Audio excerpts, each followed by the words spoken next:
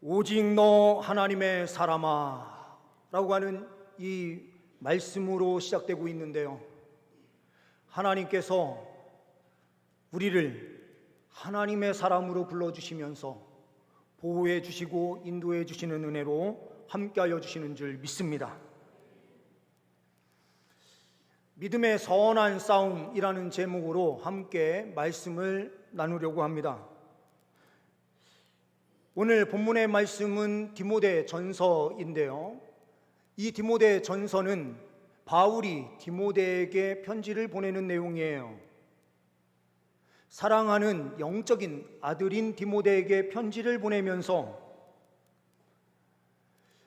어떠한 삶으로 나아가야 되는지, 그리고 디모데가 목회하고 있었던 그 에베소 교회가 어떤 방향으로 나아가야 되는지를 오늘 말씀에 기록해 주고 있는 것입니다.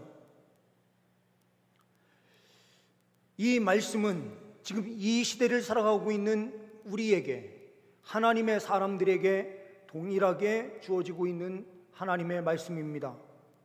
이 말씀의 본문의 내용을 통하여서 우리가 하나님의 사람으로 살아가기를 결단하고 주님께 영광 올려드리며 달려가는 우리의 인생길 될 수 있기를 간절히 소망합니다. 본문 말씀을 통하여 보는 첫 번째는 믿음의 선한 싸움을 싸워야 한다라는 것입니다. 12절 말씀이 오늘 본문이 있는 전체의 내용을 포함하는 내용이에요. 12절 말씀을 보게 되면 이렇게 말씀하고 있습니다. 믿음의 선한 싸움을 싸우라. 우리는 그냥 편안하게 살아가는 사람들이 아니에요. 우리는 영적인 싸움을 싸우는 군인으로 우리가 세워졌다라고 성경은 말씀하고 있습니다. 우리의 정체성을 분명하게 해야 돼요. 우리가 어떠한 사람인가? 하나님의 사람인데 하나님의 사람은 무엇을 하는 사람인가?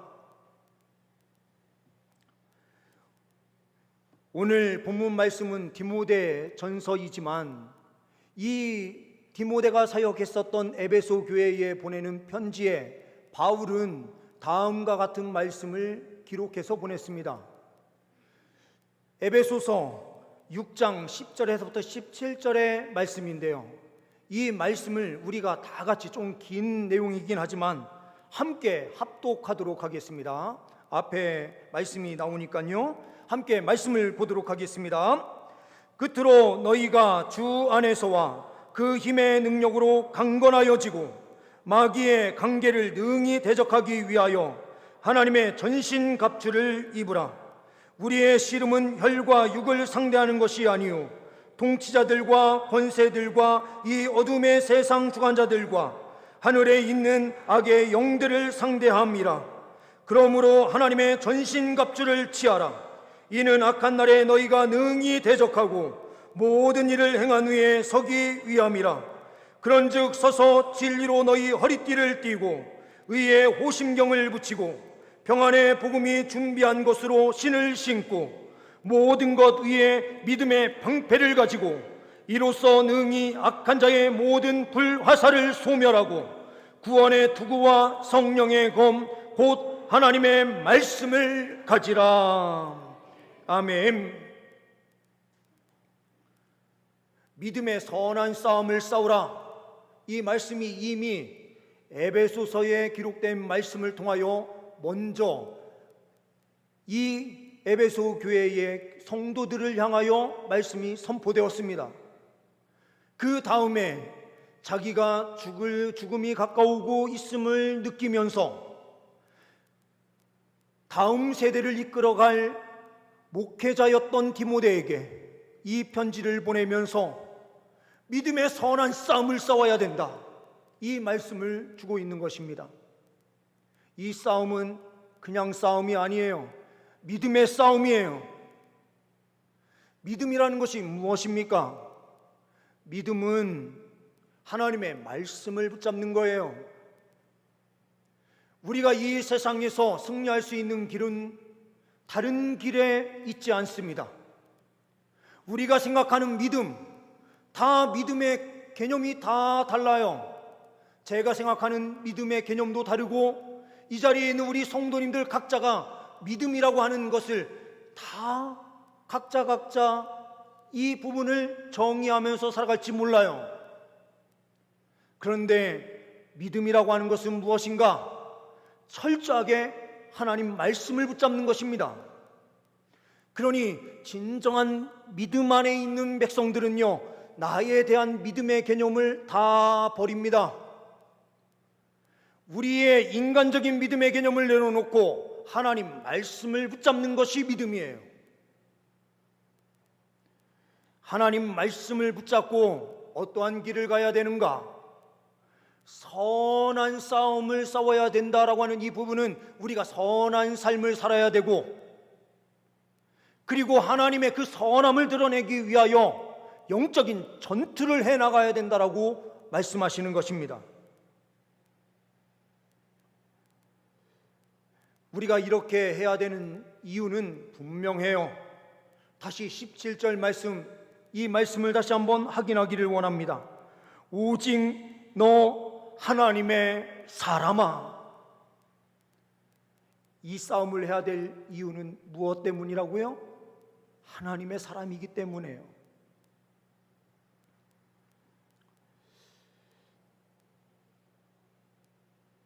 요즘 우리 성도님들 TV를 틀면 나오는 내용이 뭡니까? 파리 올림픽, 프랑스에서 지금 개최되고 있는 이 올림픽, 많은 분들이 보실 거라 생각이 드는데요, 이 파리 올림픽만큼 성적으로 가장 타락된 길로 달려가는 올림픽이 또 있을까라는 생각을 해보게 돼요. 개막식부터 성소수자 동성애를 가장 앞세워서 개막식을 했고요, 그 안에는 기독교 사상과 대립되는 것들을 여기저기에 다 집어넣어서 인간의 정욕을 위하여 달려가는 올림픽으로 만들어버렸어요. 어린아이부터 시작해서 모든 세대가 보는 올림픽에 동성애 코드를 집어넣음으로써 전 세계를 동성애 축제의 장으로 만들고 있는 곳이 바로 저 파리 올림픽입니다. 우리가 생각하면 유럽 하면은 최고의 선진국, 우리가 동경하는 대상인 것처럼 생각하시는 분들이 많아요. 근데 이 개념이 전부 다 백인들이 만들어낸 서양적 가치관에 따라서 우리도 그렇게 생각을 해요. 피부색이 하얘야 되는 것처럼 착각을 하고요, 흑인들은 아무 생각 없이 사는 그런 사람들인 것처럼 생각하면서 우리가 사람들을 대하는 일들이 얼마나 많습니까?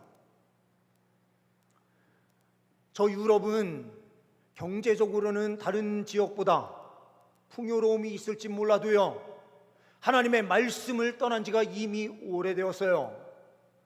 종교개혁이 일어났었던 그 핵심 지역도 이미 신학적으로든 모든 부분에서 이미 하나님의 말씀을 떠나서 이미 간 지가 오래되었어요. 선교지가 저 아프리카 지역이다 이렇게 생각한다면 큰 오산입니다. 지금은 어떻게 보면 더 말씀 중심으로 달려가는 지역이 아프리카 지역이에요. 가장 말씀에서 떠난 지역이 유럽이에요.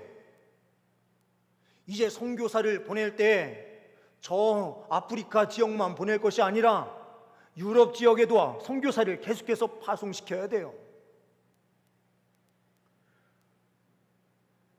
이 올림픽에 트랜스젠더 동성애자들을 참여시키는 것을 허락했거든요.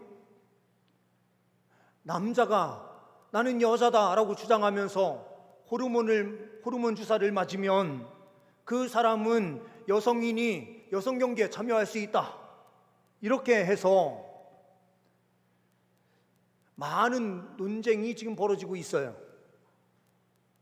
그 대표적인 사람이 리아 토마스라고 하는 사람인데요. 이 리아 토마스라고 하는 사람이 남성으로 활동할 때에는 수영에서 400등 정도 하던 사람이거든요. 남성들과의 경쟁 속에서는 400등 정도밖에 하지 못하는 사람이 트랜스젠더라고 이야기하면서 여자 경기에 나가서 경기하는 순간 1등이 돼버려요. 당연히 그럴 수밖에 없는 게 생물학적으로 그 남성의 DNA를 그대로 가지고 있는데 아무리 호르몬 주사를 맞는다라고 하더라도 그 남성이 여성이 될 수 있습니까? 그 여자 경기에 나가서 남자들이요 호르몬 주사 맞으면서 다 가서 경기하면 세계 1등, 2등 다 할 수 있어요. 이 올림픽이 제대로 된 올림픽인가? 여성을 위한 평등적인 그런 경기는 이미 사라진 지 오래됐어요. 이러한 세계 추세 속에서 믿음의 사람들이 어떠한 길을 걸어가야 되는가? 한국의 드라마를 한번 보십시오. 드라마에 동성애 코드가 빠져 있는 것이 어디 있습니까? 다 조금이라도 동성애 코드가 다 들어가고 있어요. 이러한 세상 속에서 우리가 믿음의 선한 싸움을 싸워낸다는 것이 얼마나 어려운 일입니까? 그리고 우리 성도님들이 각 직장에 또한 사회생활을 하면서 하나님 말씀대로 산다는 것이 얼마나 어려운 일입니까? 바울 사도가 우리에게 이렇게 명령하고 있어요. 하나님 앞과 예수 그리스도 앞에서 우리를 명령한다라고 하면서 믿음의 선한 싸움을 싸워내라. 이 시대에 하나님께서 이런 명령을 우리에게 주시고 계세요. 우리 성도님들 삶이 아무리 힘들어도요 우리의 정체성을 분명하게 하고 믿음의 선한 싸움을 싸워내야만 합니다.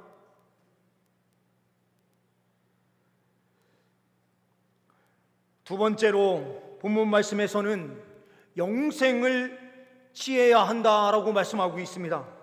12절 말씀 다시 보게 되면 12절 말씀에 이렇게 말씀하고 있습니다. 영생을 취하라. 영생을 취한다라고 하는 말씀은 어떤 말씀과 연결이 됩니까? 16절 말씀에 가서 보게 되면 이렇게 말씀을 하고 있습니다.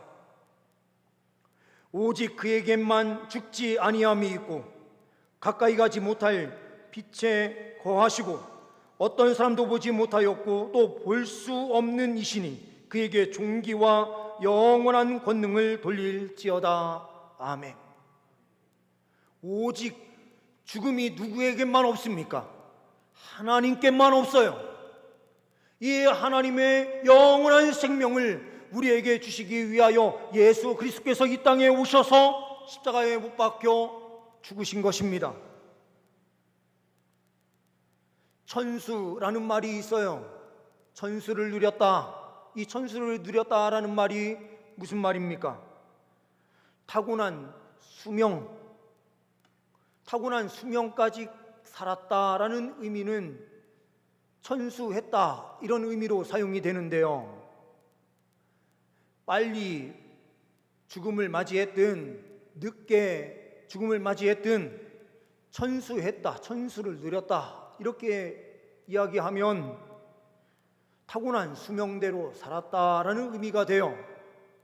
그런데 이것은 세상적인 사전적 의미일 뿐 우리는 똑같은 한자를 쓰더라도요 전혀 다른 개념으로 우리는 접근하게 됩니다. 천수라고 하는 것은 하나님께서 주신 생명을 영원토록 누린다라는 거예요. 그러니 똑같은 천수라고 하는 그 단어를 쓰더라도 우리의 개념과 세상의 개념은 완전히 달라요. 믿음을 갖는 순간부터 우리는요 똑같은 개념 속에 사는 게 아니에요. 이 세상을 똑같이 사는 것처럼 보여도 전혀 다른 개념으로 살아가는 인생이 바로 우리 그리스도인들이요 하나님의 사람입니다. 우리는 영생을 위하여 달려가야 돼요. 이 세상이 전부인 것처럼 살아가면 우리는 실패하고 쓰러지고 넘어질 수밖에 없어요.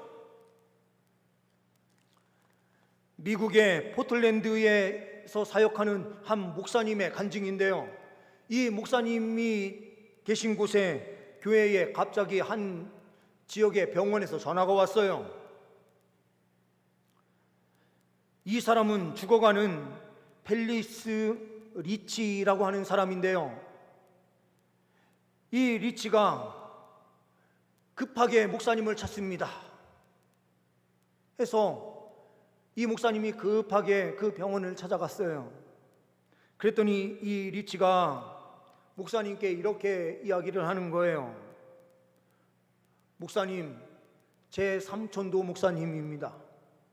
제 아내도 예수님을 잘 믿고 나를 늘 교회로 인도하려고 했지만 저는 교회를 나가지 않았습니다. 그런데 지금 죽음을 앞두고 있는데 어떻게 해야 영생을 받을 수 있습니까? 구원을 받을 수 있습니까? 이렇게 이야기를 한 거예요. 그래서 이 목사님은 이분에게 예수 그리스도를 믿으면 된다, 모든 죄를 예수 그리스도의 이름으로 회개하고 예수 그리스도를 믿을 때에 영생을 얻는다라고 하는 이 분명한 복음의 말씀을 전했어요. 이 말씀을 들은 이 사람은 그때부터 갑자기 치료가 되고 회복되기 시작하면서 퇴원을 했어요. 건강하게 퇴원을 했습니다. 그리고 그 교회 목사님이 계신 복음을 전했었던 그 목사님이 사역하시는 교회에 와서 매 주일마다 앞자리에 앉아서 예배를 드렸어요. 8년이라고 하는 시간이 지나갔어요. 그런데 이분이 갑자기 심장마비로 하나님의 부르심을 받았어요.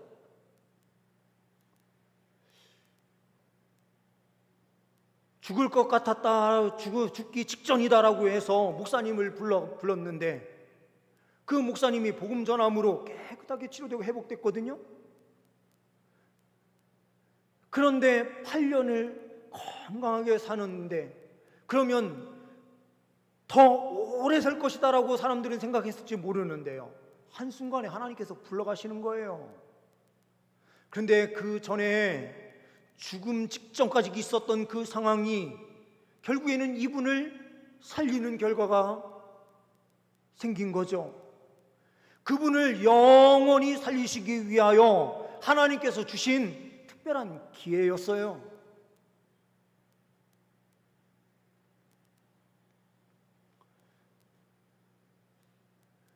하나님께서요, 우리에게 이런 상황을 주실 때에 어떻게 할까? 저도 그렇고요, 우리 성도님들도 마찬가지시겠지만 누가 먼저 하나님의 부르심을 받을지 아무도 몰라요. 그러니 우리는요, 늘 항상 영생을 추구하는 삶을 살아야 돼요. 영생을 추구해야 된다라고 하는 것은요, 우리의 전 인격을 그 안에 담아서 영생을 향하여 달려가야 된다라는 의미예요. 그래서 오늘 말씀은 우리에게 이렇게 말씀하고 있는 것입니다. 영생을 취하라. 아니, 영생은 하나님께서 주시는 것인데 왜 여기에서는 영생을 취하라라고 말씀하겠습니까? 우리의 전 인격을 담아서 어디를 향하여 달려가라라고 말씀하시기 위함입니까? 저 천국을 향하여 나아가라라고 하는 말씀을 주시기 위하여 이렇게 말씀이 표현되고 있는 것이죠. 구원은 그냥 이루어지는 것이 아니라 천국을 소망하면서 믿음으로 달려갈 때에 놀라운 역사가 임하는 것입니다.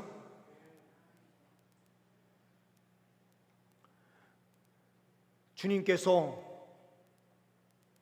놀라운 은혜로 함께하여 주실 때에 더욱더 주님만 바라보시며 달려가시는 주의 백성들 되시길 소망합니다.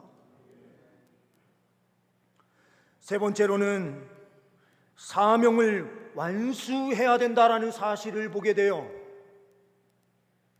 12절 말씀을 보게 되면 내가 부르심을 받았고 많은 증인 앞에서 선한 증언을 하였도다. 부르심을 받았어요. 부르심을 받았으면 뭘 해야 합니까? 선한 증언을 하는 삶을 살아야 된다, 이렇게 말씀하고 있는 것입니다. 14절 말씀에 가서 보시게 되면 이렇게 말씀하고 있습니다. 우리 주 예수 그리스도께서 나타나실 때까지 흠도 없고 책망받을 것도 없이 이 명령을 지키라. 언제까지 이 명령을 지켜야 된다고요? 예수님께서 나타나실 때까지. 어떻게 해요? 흠도 없고 책망받을 것도 없는 모습으로요. 믿음의 선한 싸움을 싸운다라고 하는 이 부분이요, 선한 싸움을 위하여 우리가 선한 삶을 살아야 된대요. 동기와 과정, 이것이 완벽하게 선함을 추구하면서 선한 싸움을 위하여 계속해서 달려가야 된다. 모든 과정이 선함으로 이루어져야 된다라고 말씀해요. 근데 이 선함이 우리를 통하여 이루어지는 것이 아니고요, 예수 그리스도를 통하여 우리에게 더딥혀지는 거예요. 우리의 힘, 우리의 능력으로는 선함을 입을 수 없지만 예수 그리스도를 통하여 우리에게 선함이 더딥혀집니다. 그런데 이 선함을 더딥혀진 하나님의 백성들, 이 선함이 우리에게 더딥혀졌을 때에 더욱더 거룩하고 깨끗한 삶으로 나아가야 된다는 거예요.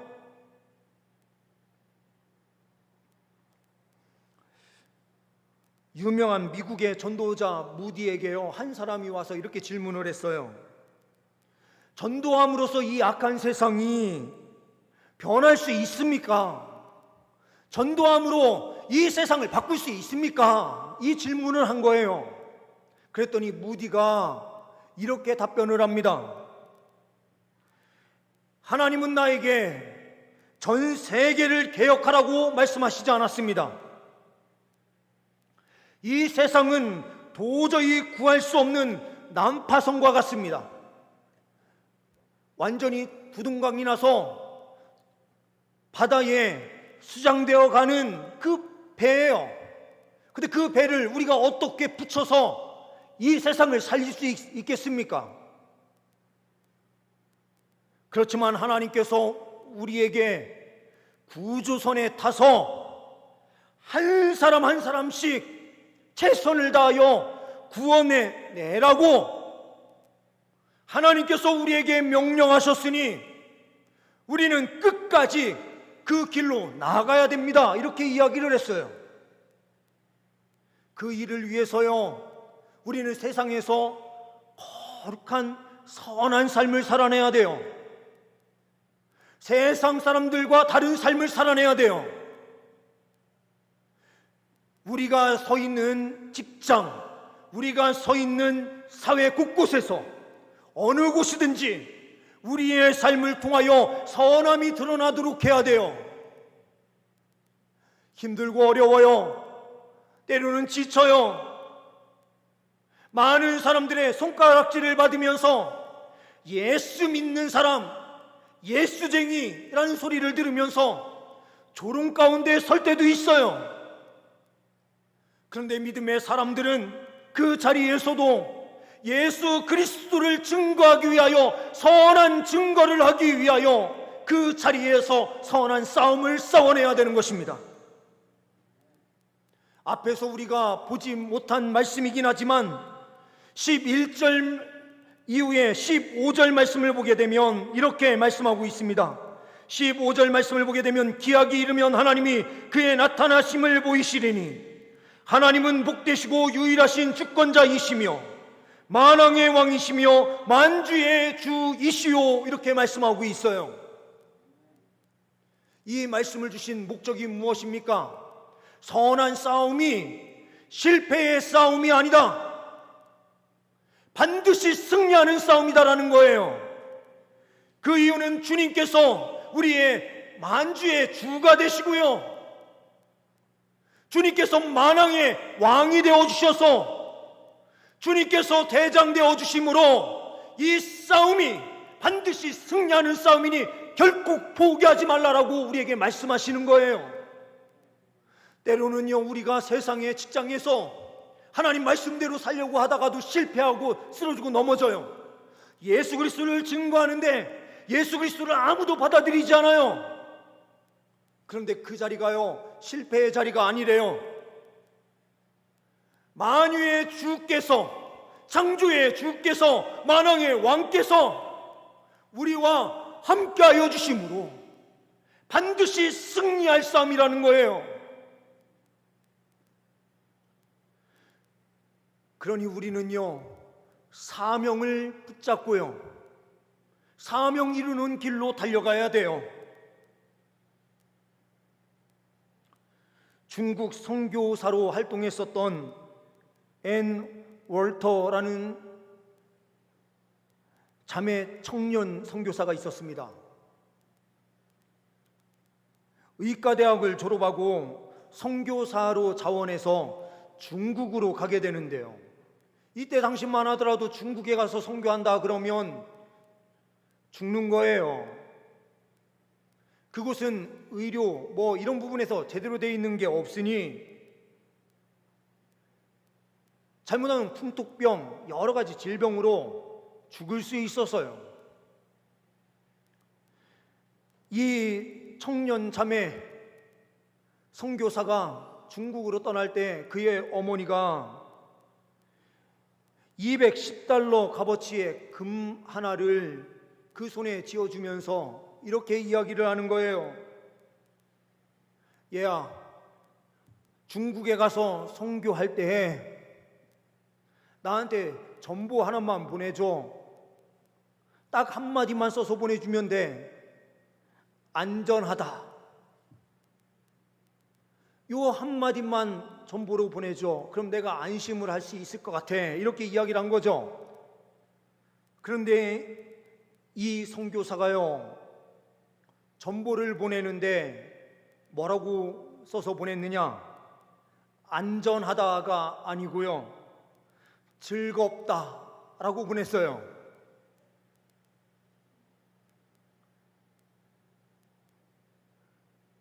죽음의 자리에서 달려가고 있는데요, 그는 안전함보다 주의 사명을 이루는 길로 달려가는 그 길이요 가장 즐겁다, 이렇게 고백을 한 거예요. 우리가 세상에 살아가면서요, 우리의 안전함을 위해서 우리는 자꾸 살아가요. 직장에서도 나의 안전함만 생각하지 복음을 생각하지 않아요. 세상에 나아가서도 우리의 안전함을 위해서 살아가지 주의 나라를 위하여 헌신하며 충성하며 죽음에 이르는 길로 달려가지 않아요.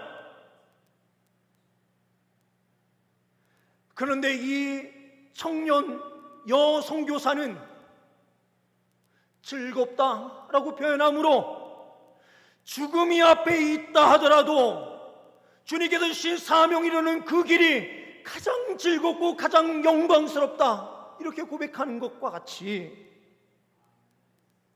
우리의 삶이요, 세상에서 안전함을 추구하는 신앙이 아니라 주님께서 말씀하신 그 말씀을 이루기 위하여 부르심을 받고 많은 증인 앞에서 선한 증언을 하였도다라고 하는 고백이 우리 안에 있도록 그 사명 이루는 사명 완수를 위하여 달려갈 때에 진정한 은혜의 삶이 우리의 삶 가운데 있게 되는 줄 믿습니다.